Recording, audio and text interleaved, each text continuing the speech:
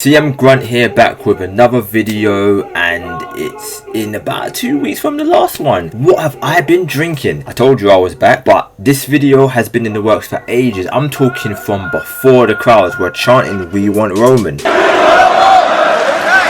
But that's the beauty of wrestling. Your run as a face may not be going to plan, then a heel turn, and the subsequent run can make a crowd absolutely love you or love to hate you. Now, I'm not saying the entries on this list are having a bad run, but maybe they could do with a change. So let's look at some wrestlers who may switch it up in the coming weeks and months. Here's 10 heel and face turns that could happen soon in WWE. And if you enjoyed the video, please leave a comment, like and subscribe. It really goes a long way. It helps motivate me to do what I do. Honorable mention, Randy Orton heel. He seems like he's never going to turn heel again, but although he's over as a face right now, he's better off as a heel. I only add him because he may turn on Cody when he eventually gets a title shot, or turn on Cody to get his title shot, but now KO is already heel and warring with Randy, so it's unlikely he's turning. Note, these two were going to be a package deal on this list initially, as either could have turned on Cody Rhodes for a title feud, but as Kevin Owens has already turned heel, Randy has to hold an honorable mention. Now onto the list proper. Number 10, babyface Austin Theory. Grayson Waller and Austin Theory have been a team for a while now, but Waller has been getting Theory into precarious situations, making the fans think he will break away from the team as a face. But honestly, hurry up and get it over with already. I get slow burn turns, but this turn is taking too long. And on top of that, do the fans even really care? And what is the end goal? Will this really propel Theory or Waller? It's this low on the list due to the fact I don't think many people are that bothered, me included, but it's a turn we know should be happening unless they swerve us and Theory turns on Waller or neither turns. But it's on this list because if WWE are going to keep teasing it, it should happen, and soon. Number 9, heel Xavier Woods. The Final Testament has been trying to bring Woods over to the side, or at the very least get him to move away from Kofi Kingston. But yet, despite the New Day moving away from the Final Testament storyline, Xavier Woods has been exhibiting an attitude towards Kofi that has shown dissension we have never really seen before in the New Day. Whether it's carrying Cross's manipulation getting into Woods' head, or it's Woods feeling underappreciated and undervalued by Kofi, Woods' anger could get the better of him. And with the New Day Celebrations episode of Raw coming up, that could be what sets off the heel day, like the Festival of Friendship celebration. Now honestly, I do not want, nor do I think any of the New Day should be turning heel under any circumstances. They have done so much to get themselves from insufferable faces, which in turn made them turn heel in the first place, then becoming some of the most beloved baby faces on the roster. And it's just nice that friends are friends that don't turn on each other. It doesn't happen often in wrestling, and I thought these guys would stay face and friends for the rest of their run. Also, Kofi, like Rey Mysterio, is such a natural babyface that he can't really turn heel again, and shouldn't. That would make a Woods heel turn even more surprising and sweeter due to Kofi being so loved. But as I said, all the New Day should stay friends and stay face, and with Big E being in the celebration show, he might be the one to get them back on track, or he accidentally or purposely causes Xavier to turn on Kofi. Only time will tell. Woods may feel upset he's in a team with two former champions and he's not won a title yet. However, if a heel turn gets Woods closer to the world title, I'm here for it. Number 8, babyface Asuka. She's a good babyface, lovable personality and character in WWE, and her faction are already face. Asuka is beloved in WWE. She has many accolades and at the same time felt like an afterthought and overlooked. Her being in the middle of Becky Lynch and Charlotte, and her mini feud with Bianca Belair when she won the title immediately after Belair broke a record, comes to mind from recent memory. Anyway, Asuka having a refresh when she returns as a face might help to rejuvenate her character, especially if she comes back as a Kana persona. Also, as mentioned before, Damage Control, her current faction, have all turned face. It was a bit random that they turned face, but Pure Fusion Collective needed a group to feud with, I guess, and Io Sky and Kairi Sane are loved by the live crowd, so they would be better off as faces than the PFC. But as I said before, Asuka is loved, so her returning as a face along with her group already being face makes this one make storyline sense. But she's currently injured and I do not believe we have a current timeline for her return. Hopefully she's back soon and we'll see if she's good or bad. Number 7, heel Andrade. Heel Andrade is better than face Andrade. I think that's a fair assessment. I've never really watched NXT, but I don't think he was ever really a face down there. He definitely wasn't a face on the main roster. He leaves the company and returns as a babyface. That don't sit right with me. Just like that time when Seth Rollins was actually a workhorse champion and was so great as a wrestler, and then was so authentic in his documentary when he was out injured that everyone expected him to return as a face. Not only did it make sense, and WWE seemed to be setting it up that way, but it's what everybody wanted to see, and yet he returned and immediately turned heel. I feel like Andrade as a face isn't clicking as much. Would have been fun if he kicked Santos Escobar out of Legado del Fantasma and set up a heel faction, although there's many, or just be a cocky heel, something that would get him a lot of heat with the fans, because I think in that scenario he might just be better off. Side note, there's another person on this list that he could team up with, link up with, or whatever, and it would make sense. Number 6, babyface Carmelo Hayes. Unlike Andrade, he came up to the main roster as a heel when many people thought he was going to be a face. That said, he's brash, he's cocky, he's overconfident, he's arrogant, he's him. These are the attributes of a heel. However, these are also the attributes of both a tweener or a babyface who is extremely confident. John Cena was overconfident, The Rock and Stone Cold were overconfident, Randy Orton is overconfident, so you can be a face with these attributes. And Hayes is good enough to make it work, but also he made it work down in NXT, so we know he can. And it goes hand in hand with Andrade potentially turning heel, so maybe these guys can do a double turn. Point is, his heel run isn't stale, but maybe he might start getting a bit of mileage turning face. If he wins the title and turns it back to the spinner belt though, he might stay heel forever. But you know who else is turning, goes hand in hand with Andrade? Number 5, heel Charlotte Flair. Like husband, like wife, because heel Charlotte is better than face Charlotte. I think that's a fair assessment. I believe it's a better assessment than the last one, because heel Charlotte is way better than face Charlotte. Even when she's trying to be a face, she comes off as a heel. The last time she was in WWE, she was a face, but she shouldn't have been. You saying you are the opportunity feels quite heelish to me,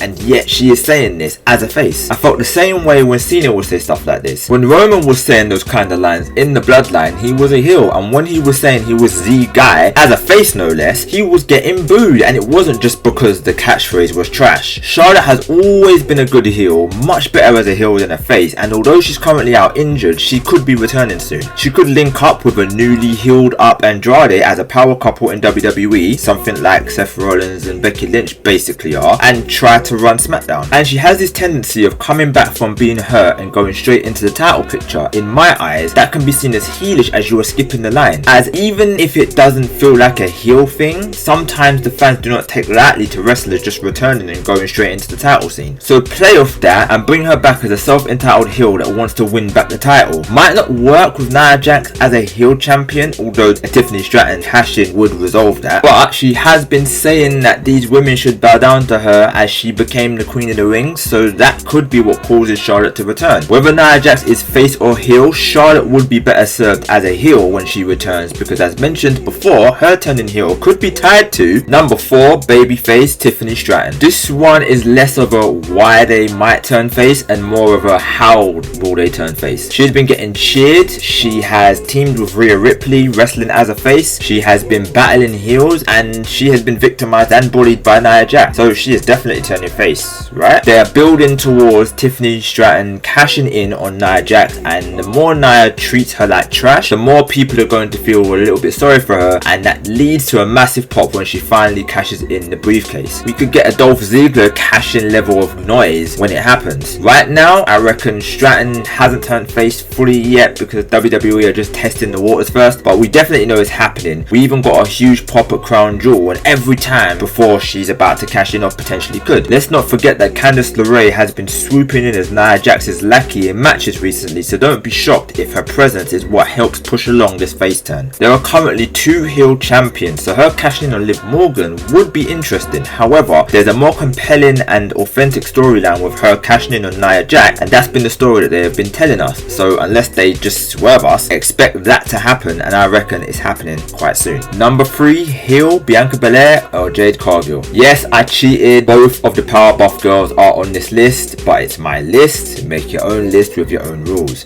One of the turns that inspired this list. One of the few turns, maybe the only turn that was expected on this list almost the moment they were put into the team. So the question isn't if, the questions is when, how, and more importantly, who?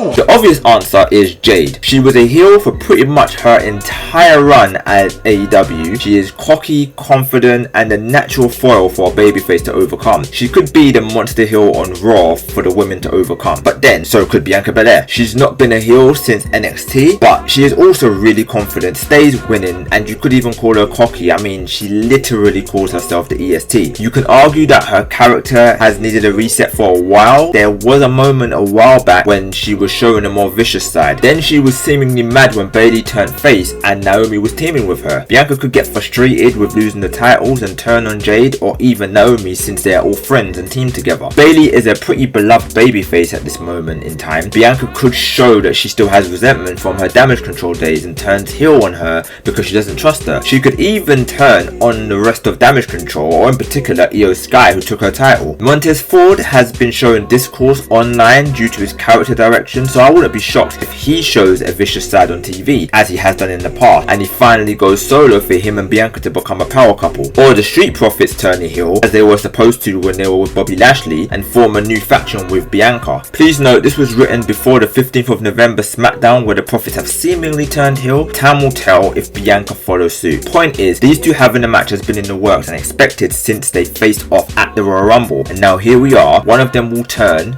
maybe during the next Rumble. Only time will tell, but if I had to pick, it would be Jade. Number 2, babyface Bron Breakker. Either a face or a vicious tweener. It will not be a surprise if and when this guy turns face. He's athletic, intimidating, explosive in the ring, but more importantly, he's already getting them cheering and chanting for him. When he does a pre-match promo and then asks, "We got any dogs barking in Austin?"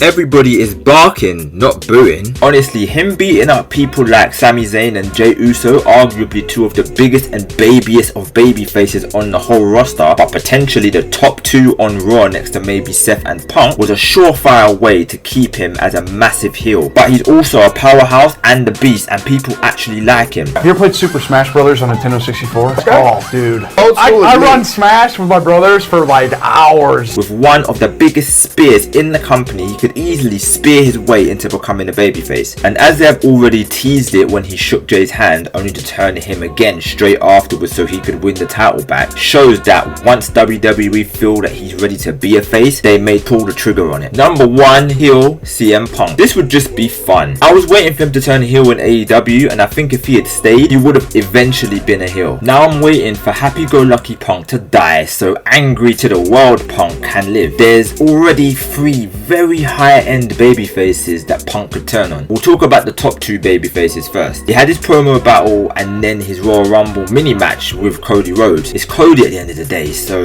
any heelish moves on him will turn him into an uber heel. And although they have a mutual respect and understanding, they also have unfinished business. Then we have Roman Reigns. Where do I start? These guys could have had some major feuds and major matches had he not retired for 7 years. However, there is one particular link that these two have, and his name is Paul Heyman. CM Punk fighting Roman Reigns for custody of Heyman, or just Heyman being some sort of catalyst for an eventual turn and feud, isn't crazy. Punk can even have a gripe with Roman for having all of these main events and him having none, even the main events he had this year that Punk feels he should have had. Side note, The Rock coming back to almost take the main event spot off the Rumble winner, that being Cody, would have meant if Punk had won the Rumble, this would have been the second time The Rock had taken the main event from him. But the night 1 main event probably doesn't happen, meaning Punk versus Seth is likely the main event. But here's an idea. Roman wins back the belt, Punk wins the Rumble and challenges him with the Heyman link and the history with the Shield, eventually turning heel in the feud. That's his guaranteed main event. But last we have Seth Rollins. I actually thought about putting Seth on this list as well, where he turns on either Punk,